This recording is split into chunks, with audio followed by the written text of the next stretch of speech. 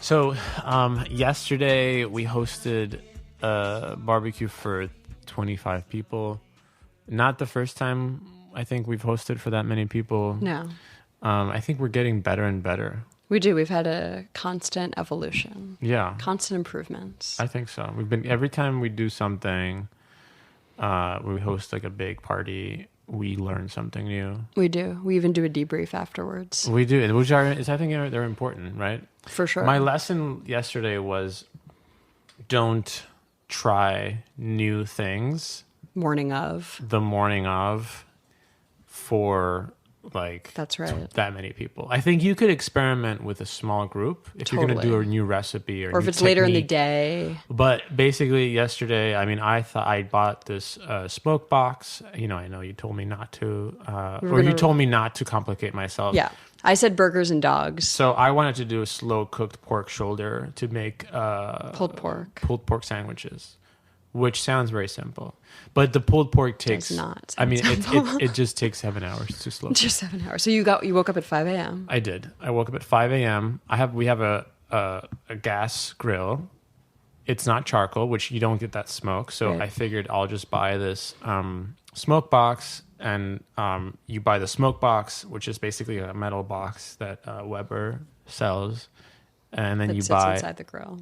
It sits inside the grill, exactly. It's just a little box, and then you fill it with pellets, and you can buy like different wood, oak, applewood, hickory.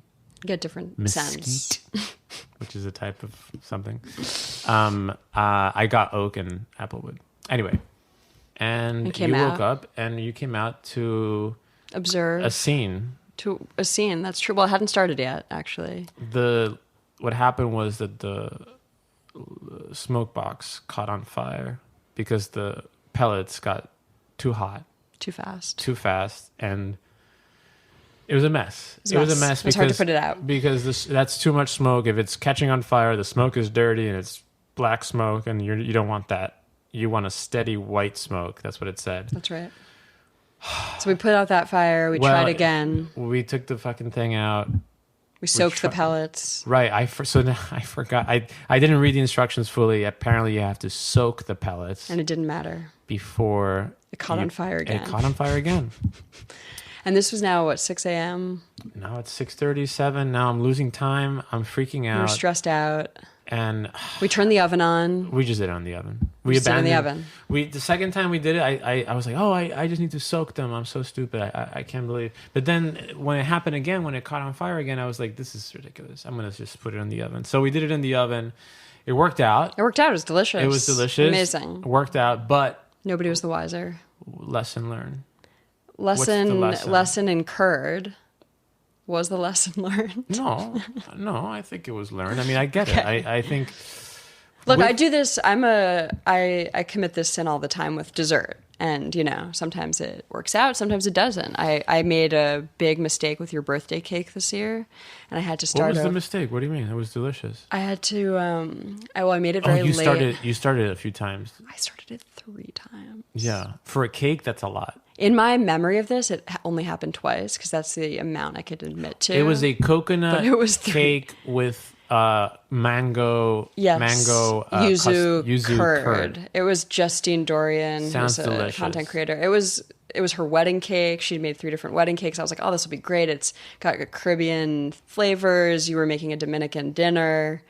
And then there was a step where you had to cool something down, some liquid that you were going to add to the batter. And I didn't cool it fully. I cooled it a lot, but I guess it wasn't totally cool. And so when I added it to the butter, the butter melted. Right. So it didn't rise. And this was like midnight. It was midnight. I was alone. It's a 4-layer cake, 4 separate cake dishes. I went to the grocery store. I started again. I made the same mistake. But because I didn't know it was the second time that I realized what happened, then I did it a 3rd time. And still? No, the 3rd time, I can't remember. I can't remember what the issue was.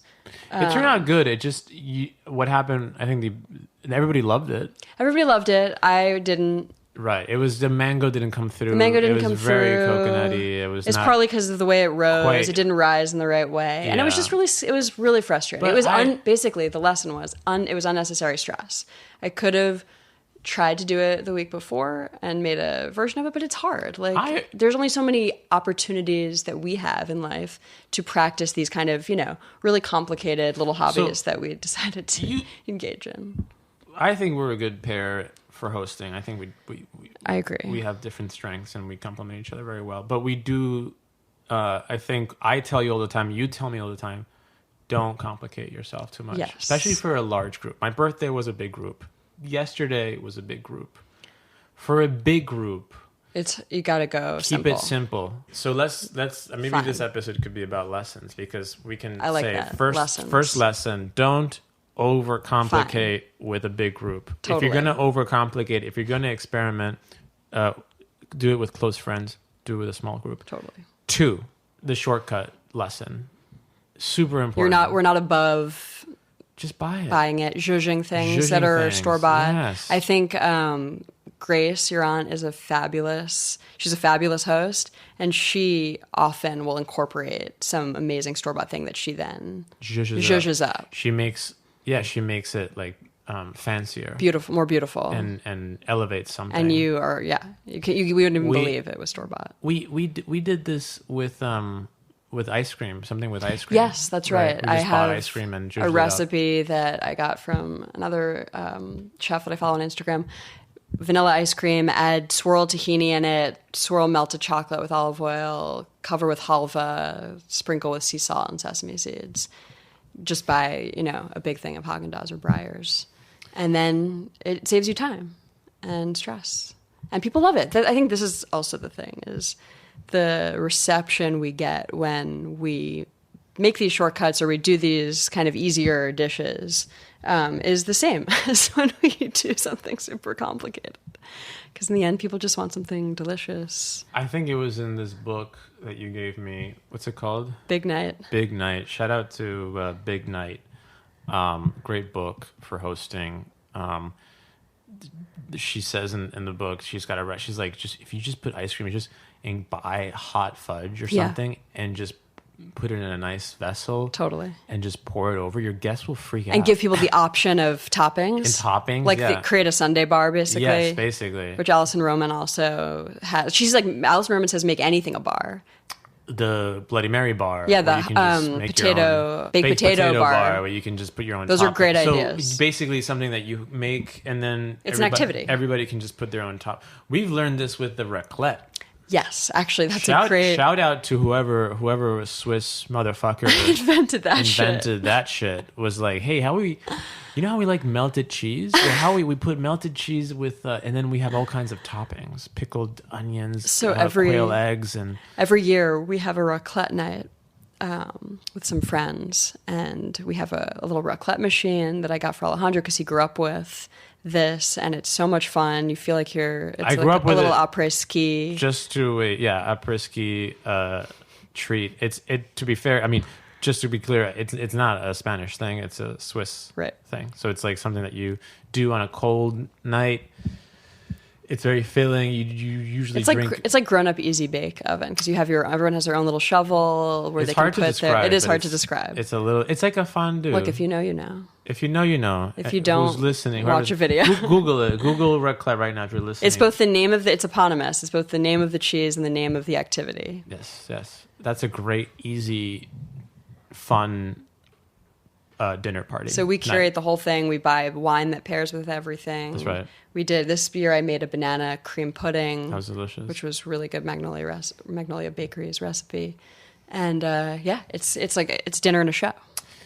What would be the lesson there? Would it be is that a short? That's a kind of a shortcut, but it's also like it kind of gets me to my next point, which is keep it simple, use your shortcuts, and make it special. Make it special. Make it special. Which can be small things. One thing you do to make things special, and you do it a lot on the raclette night, is you'll have one really nice bottle of something sparkly. Yeah. And it's for the early birds. Yeah. So whoever gets there, like, we don't this is stress about, another dinner party thing that we do is, yes, I might have a nice bottle of something or a cocktail, but it's for the first people who arrive. Yeah, and not because it's like a punishment for being late. It's just because it's No. usually something that's hard to scale Yes, up, and exactly. so we, instead of stressing Once about making there's sure a crowd, everyone, I can't do cocktails. 'Cause cocktails, by the way, very labor that's another intensive. thing. Cocktails are That's true. batcher cocktails. That's Batcher another cocktails. right. Another. we made batched watermelon margaritas the other day. I made batch Manhattans for my birthday. That's right.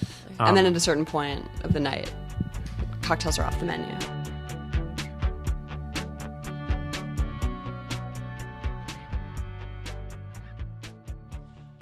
Here's another one. Do you remember when I started getting into cocktails during the pandemic? Oh, I do. And I started making cocktails like every night almost That's during true. the You pandemic. did. And that's crazy. I just kept buying bottles and bottles and bottles. I mean, you accumulated your entire current bar for the most part. Yes, and I have a nice collection. You do. We cataloged it once. And I got really into it. And I got to a point where I felt confident that I could probably make anything. Mm-hmm. Like if you tell me a classic cocktail, I memorize specs. I can do it. Right. Do you think you still have that? Yeah. I still have that skill. I think so. Yeah, I might think have so, to too. like do a quick Google, whatever. But my first mistake was when I had guests. I wanted to show off and make them whatever they wanted. So I would give them the option. I was like, "What do you want? I can make Right. it." And People were stumped. People were stumped. The thing is, I think it's okay to just be like, "Here's what you're having." Totally. Or here are the 3 options I can do. Not easily. even. Don't even. Yeah? No, because when you go to dinner at someone's house, That's true. There's no menu. You just do whatever they're offering, and if you don't want it, you can obviously skip the cocktail. But I think it's totally fine to be like, and now we're having martinis. Yeah. This is now a martini. If you don't want a martini, there's some wine and beer or Totally. water or Rather whatever. than bespoke, but not like give cocktails them for too many everyone. options. Like I'll make like, and then you'll make that for everybody. You're not gonna make like. There's whatever. It depends on the night. But maybe like one guest. Yeah, maybe one guest wants something else. But like basically, I'll be like, Mai Tais. Right. Remember when we did It's like one of your favorites. it's my favorite cocktail in the world, Mai Tai. Special. The only problem with a Mai Tai, obviously, is that you can have one, And then you're fucked. and then you have to. Yeah, you can't have. It's very. You can't have boozy. another, but people want another. You can't have 'cause it's another. It's so good. They're so delicious. That's a big. And you have a little party trick. You sprinkle cinnamon I do. There's a little party trick. Party tricks are on a important flame. too. I flame You light up a rum float. I do. I light up a. You've seen me do this, have you? I maybe haven't. I'll do it one day. I've seen it on fire. No. Okay, so I light basically a half a lime wheel. I turn it around, turn it over, inverted, and I pour some overproof rum, and I light it on fire, and then I sprinkle cinnamon on top, and it creates these like Sparks. mini fireworks on top of your drink, which is a fun Very entertaining. party trick. So party tricks are important Party too. tricks are important. Doing a flambe in front of guests. I do that a lot for like a meringue. pouring based something, pie. Lesson 3. Yeah. Yeah, I mean, try to do something a little special. I think it depends. This gets to one of our other lessons, which is we have 2 different theories. Theory 1 is about guests, which is a little snarky. Theory 2 is about hosting, which is more self-reflective. What do you mean theory 1, theory So 2? basically, theories in which we understand these 2 activities. So yes. starting with hosting, since it's more self-reflective, we have like 2. There's basically 2 different styles that we've identified. Yeah. One of the style, and I think we fall in between both. Actually, I think we. What's the style number So 1? style number 1 is it's about the host. The party's about the host. It's like the party's it's a my performance. show. It's my show. Yeah. It's my show. Everything. You're just an audience. Yeah, the guests are an audience. They're the recipient of your show. It's not about them. It doesn't mean they're not being catered to, but it's not about them. The hosting itself is on display. The act of hosting. This is a good example of this is when we do the raclette, maybe. Yeah, I think the raclette because that's a bit of a show. It's a bit of a show. Or if someone like my cousin will make like a whole, Raul is thinking of doing a whole pig. Right. He's gonna roast the entire pig. That's a show. That's a show, although Involves my knowing uncle- him, it will still be a guest forward evening.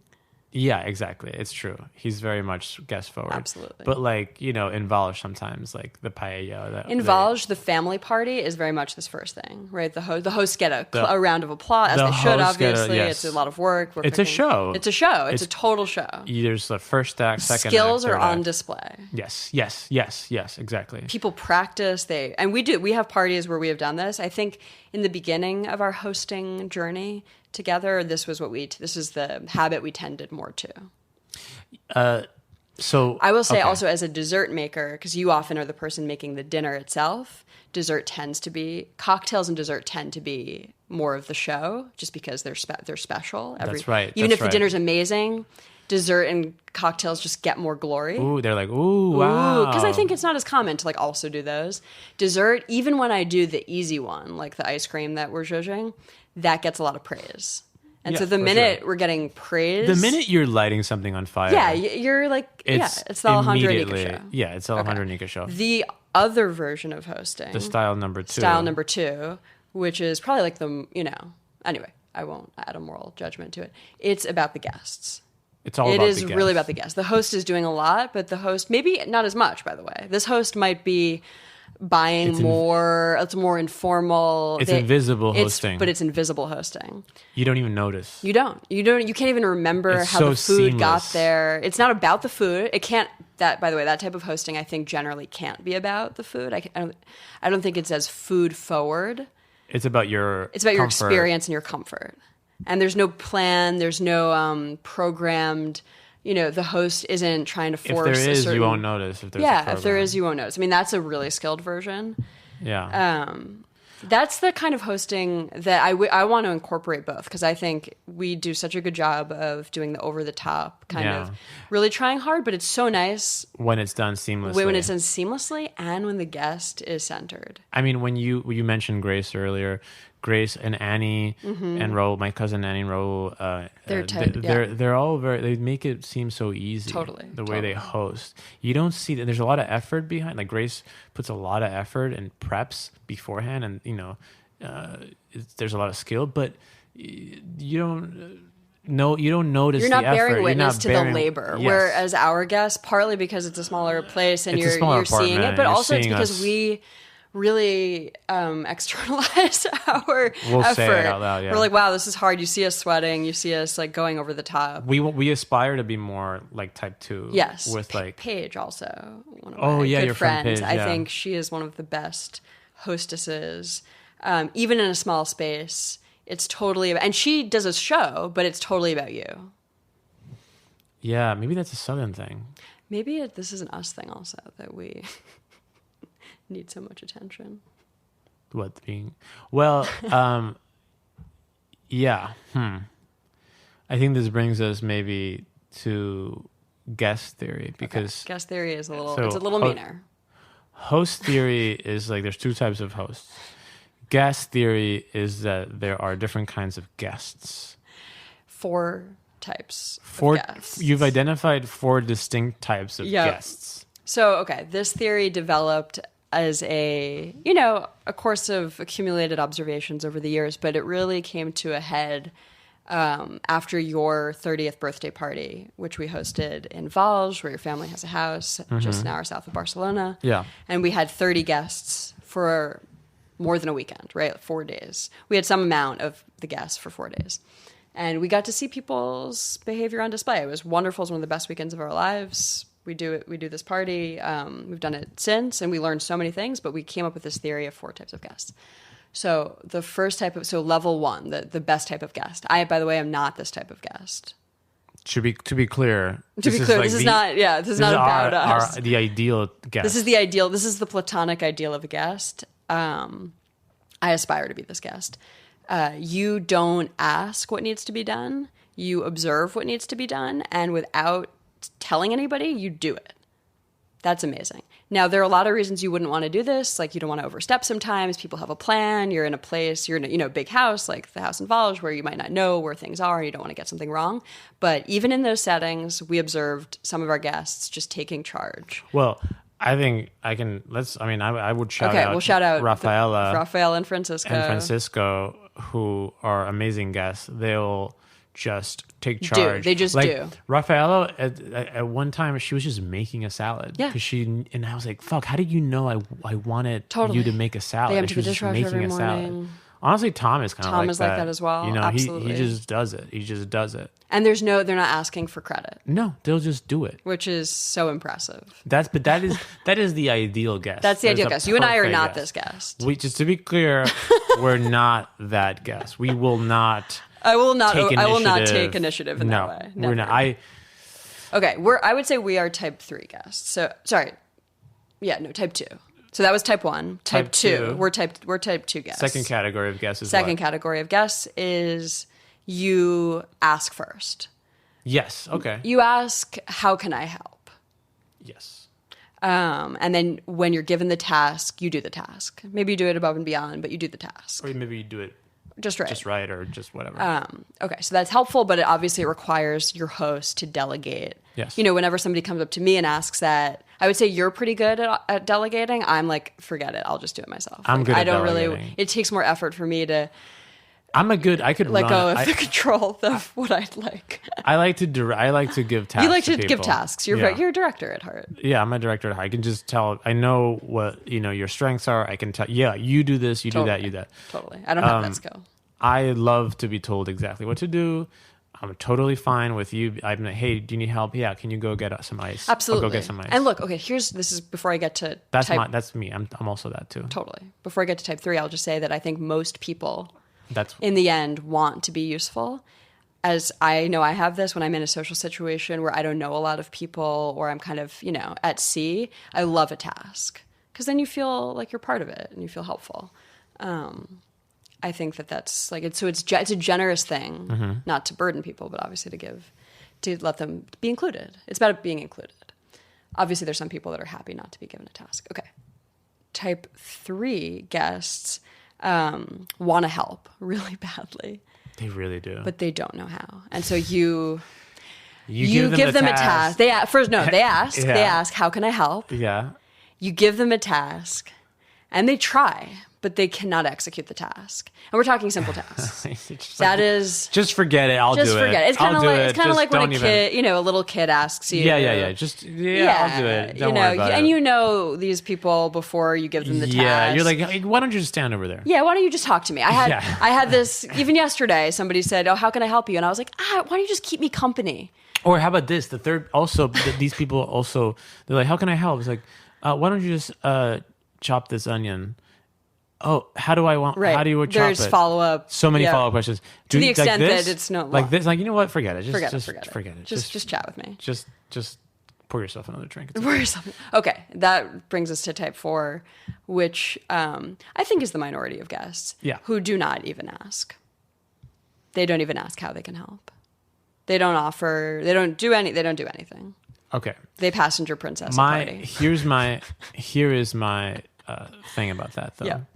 I would argue that all 4 types are fine. Okay, I thought you were going to say necessary for a second. Yes, actually, a little necessary. You want a balance of you don't all want too 4. many leaders. You don't. Yeah. In fact, that's a fair. You don't guest want too that many doesn't followers. do anything, doesn't offer to help, is valid to me in my house. It's valid on my book. I accept that. Yeah. I totally accept. You're totally valid to just because you know what? You're not here to work. You're here to because I'm inviting you for dinner. Totally. So these are judgment-proof categories. These are totally. I don't think they're observations. Obviously, the type 1 that we mentioned is like the ideal guest, but you don't want too many of those. You don't want because then there's too many cooks in the kitchen. So I would say all 4 types are totally valid. I totally agree with you, and you're always very generous, so that's a very good reminder. I think there's an overlay here with just self-sufficiency in general. Mm-hmm. Like when we host in Volge, this is a big old house, lots of things. It takes a lot of effort to keep it afloat. In that situation, help is appreciated. Help is actually quite appreciated because it's hard to manage. And one of the things we say to guests kind of jokingly when they get there is, this is a boat. Or at least I say, this is a boat. If you see something, assume you're in charge of that task or that mistake. Okay, can I just say, that's not dinner party. No, that's a weekend. That's a weekend at someone's house. That's true. Dinner parties and weekend parties are not the same. Not the same. Weekends, you're expected to help, for sure. And self-sufficiency for a weekend in any form. If you're staying over somebody's house, be a self-sufficient guest, meaning the guest who helps themselves when they've been told they can, who goes out and gets coffee in the morning. Like, that is so nice. Or who can entertain themselves, who wants to read, like Tom he wants to read by himself. That's so lovely. That means you can also, you're spending a weekend with friends, but you don't need to or want to spend every second with them. Self-sufficiency is appreciated. In everything in life, but is appreciated with if somebody's staying over for a long time. And people shouldn't feel obligated to spend all the time with their host. They should go explore. They should go That's right. do their own thing.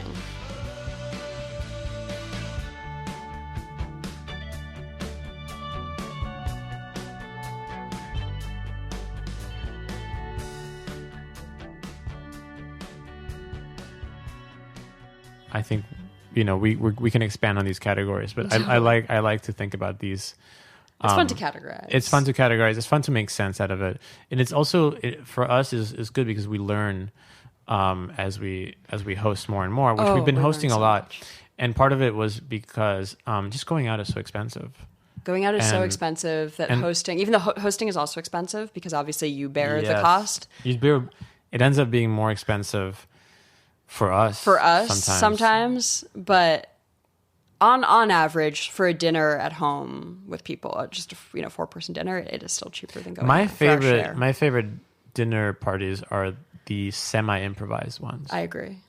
Those are my favorite. You know why? Once you're whipping something up, it's more casual. It's more casual, and there's less stress. One of the best dinners we whipped up was in our last apartment with Mimo. We were like, what should we make? It was just kind of, he didn't know he was going to stay for dinner. We're like, what should we make? We looked in the cabinet. We found some tinned salmon. Yeah, I was going to say, anytime we whip something up, it usually involves a pantry item. Yeah. Most likely a tin. Tinned fish, specifically. Tinned fish, yeah. And I made some homemade pasta to go with it, and you guys made a salmon cream sauce. Yes, scallions. Parsley and scallions. It was ridiculous. We still talk about this. We've made way more elaborate dinners, the three of us. And that would hit the mark. It was also very good. But part of its sticking quality was the spontaneity. Yes, of I it. agree. Totally. Just like our recent dinner with Betty and Sean. Like it's just really satisfies the soul when somebody comes over and you're able to provide for them. Yeah, and be casual. I think it reduces the activation barrier for hosting. Yeah, it can be quite high. Or also like our post podcast dinners are our post podcast. I mean, you've said recently, we were talking about it with your mom the other day on our walk. You were like, you remember growing up in Barcelona that on Sundays. So yeah, growing up on Sundays were days to have a late-ish lunch or long lunches at someone's house. It usually was a family member, but it was like we would spend hours there. Right. And it was a lazy lunch. And then usually we came home and we would have a very light dinner. Right. And that was Sunday. And it wasn't overly planned. Right? It was just kind of casual, a natural, organic rhythm. Yes. That kind of self-sustained, and people would rotate. Right, being the host. And yes, that's important too. So this is the type of hosting I think we desire to, or we aspire to, which is like not obviously you can have a range in your own repertoire, but just to have more of that kind of casual, relaxed, you're bringing people together rather than you're doing a show. I like that. And I think, and you're very intentional about, part of the reason we love hosting so much is because we're trying to bring people together. Which, as you've always put it, does not, post-college doesn't happen so spontaneously or so organically. You have to create moments. You have to make it happen. I love that we've built certain traditions already. Like, I love that we have every year our raclette party. And the Valge party. And our Christmas party. Your birthday party. My birthday party. Which gets more and more elaborate every year. Mine is always bagels. Yours is always in the It's brunch, always in the daytime because I want to try to accommodate people who have to go far. And mine is always at night, which kind of reflects our personalities. We're such a good team. We are. We complement each other's skill sets. I realized yesterday, that another lesson that we can add to our list is telling people where to sit. Yes. Instead of having them guess where to sit. Like, instead of not in a table, sorry. Like, for example, yesterday, location wise. Like, yesterday we were in the backyard, and we have a few discrete hangout have areas in our yard. We have an area, more closer to the door, to the backyard door. There's a bench and a couple of chairs. More casual. But then cafe in the style. back, there's a long table, More formal which dining table. is much bigger. And to tell people, okay, now let's all go to the table. Now after lunch, we go back into the sitting, like the front area. We do this inside too. When we have a dinner, we'll have dinner. We'll have we'll hang out in the kitchen and the table, whatever. But then we'll have dinner obviously here, and then we're pretty good at being like, okay, now let's go to the sofa. Yeah, because it changes. It adds a new chapter to the evening. I think it's totally fine to be like, and now we go here, and now we do this. It's totally fine to dictate the places where people I agree. are hanging out. And also, we give a lot because it's not always obvious. Because it's also important to have a flow, and it's hard. It's important to have certain a flow, spaces. It doesn't naturally happen. People get stuck, and you're really good at getting out of things and then going and saving somebody or getting a drink or going to the bathroom and creating a dynamic space. Because you want dynamism, not people fixed in small space. in small New York, hosting in New York, and having dinner parties in New York naturally lends itself to figuring out where to stand, kind of, because you're just like in small apartments, so you're just kind of like standing wherever you can. Right. Mm-hmm. I think we think a lot about this. This is another kind of hosting lesson we've learned is curating the people who are gonna, hit it off with each other. Yes. That's a skill. That they may not know each other, right? It's not that we're always getting friend groups together. It's that we're pairing people that we think are going to be interested, and then seating people. We obviously don't have place cards or anything, but like thinking about where people are going to sit in order for everyone to have maximum enjoyment. Totally. Yes. Where to sit. I mean, our wedding table layout seating chart was kind of the pinnacle of our attempt to curate this, and I think it went pretty well. I mean, it was an amazing feat. Oh, everybody was sat next to the We had two banquet tables instead of round tables, and we thought deeply about not only who you sat next to, who you sat across from. That's right. And not just making sure you sat with somebody you knew, but also making sure you sat near somebody who you would could like. talk to, yeah. And making sure two quiet people weren't too close to each other, and just making sure there were enough middles to quote Larry David. Yeah, is that a Larry David thing? It's a Curb thing. Yeah, a good middle. You want a good middle. What's even a good at middle? A good middle. For those who don't watch Curb Your Enthusiasm, a good middle is somebody who can bring the table together. Oh yeah, okay. So yes, there are exactly. some guests that poach you away unintentionally. Yeah. Usually, they aren't aware of their time that of the time they've spent with you, and they don't know how to incorporate you into a bigger group. A middle is able to both talk and one-on-one to the people sitting next to them, but also to create a joint conversation. And they're able to surface. And you want somebody who's pretty gregarious. Yes, you're They're right. not the star. No, they're not like a good conversationalist. Yeah, a good conversationalist, somebody with a sense of humor. Yeah. You don't want. It usually is somebody you know well because What happens if you put someone in the middle who's very quiet or whatever, it becomes two tables. It becomes two tables. It's separate. Which is it segregates the table. I actually have deep anxiety about this exact phenomenon when I'm at someone else's dinner party because I hate talking to one person the whole night. Yes. Especially someone you don't know. I love a group talk because you can talk to four strangers pretty easily, right? It is so hard to talk to one stranger for an hour. You're totally right. It's important not to just talk to one person the entire night. It's so important to just sort of make the round. And it's totally fine. By the way, it's totally acceptable, socially acceptable to be like, excuse me, I'm going to just make the rounds. I'm going to talk to someone else now. Totally. It's also nice when you have, this is a really specific example. If you want to, a good way out is like, excuse me, I need to go to the bathroom. Right. Or I'm really bad at this. I stay still. I'm going to get another drink. I'm a victim. And that's a good breaking point to, if you want an excuse to go talk to someone else, excuse me, I'll be right back. I'm going to go to the bathroom. And then you go to the bathroom and you come back. You don't come back to the same person. You're just going to go to somewhere else. Totally. That's a good technique. Okay, I have a lesson. Wait, no, I have one more. Okay, we're running out of time. Okay, but this one's a good one. Okay, what? It's one of our takeaways. It's something we've talked about a lot. Okay, this is the last one. Okay. Can you guess it? What's something we talk about? It's like one of our mantras. Oh, yes. Yeah. Don't criticize your own food after you make it. In front of the guests. In front of the guests. That's such a good lesson. Because I was guilty of this. Because what happens if you criticize, if you're like starting to say, oh, damn, it's too salty. I fucked up here. I should have left this on for a little longer. I should have taken it out sooner. I should have done this. I should have done that. Once you start doing that, you force your guests to be like, to comfort you. no, it's okay. And to praise you. No, it's good. No, it's so good. What are you Oh, talking so good. about? You're so great. So you don't want to put your guests in that situation because It just steals just thunder. yeah, from like the... just relax. Just stop. Just stop. And also, It's uncomfortable. Okay, I said Just it was the don't- last lesson, but this is connected. It's not about hosting, but it's about enjoyment. My dad and I go out to dinner every other week. We have a great time, and sometimes the restaurant we go to, doesn't hit. Sometimes it really stinks, and I'm always bummed. I'm always like, oh, we wasted another evening and he's always like, look, food wasn't the point of tonight. We just wanted to see each other. Mm-hmm. If it was Yeah. good food, Yeah. it would have been cherry on top, obviously. That's right. It's about the hang. But it's about the hang. It's about the the company. hang. It's and totally it's about the important to company. remember that. If you burn your steak, or if you overcook your steak, You're still with your friends. you're still with your friends. It's great. That's a great place to end.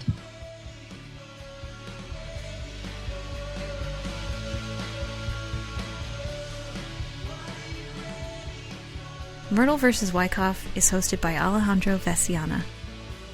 Music by Tom Criblay, who records as TC. And I'm your producer, Marissa Keeley Brown. Until next time.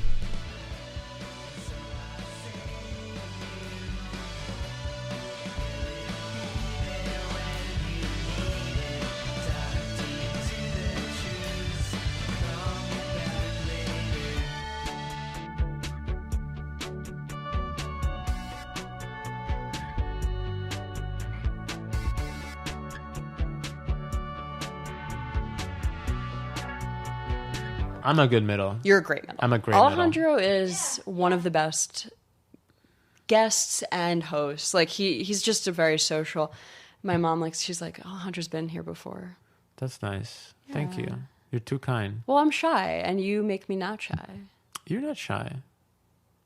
I am. You're situationally. Situationally shy. That's right. All right.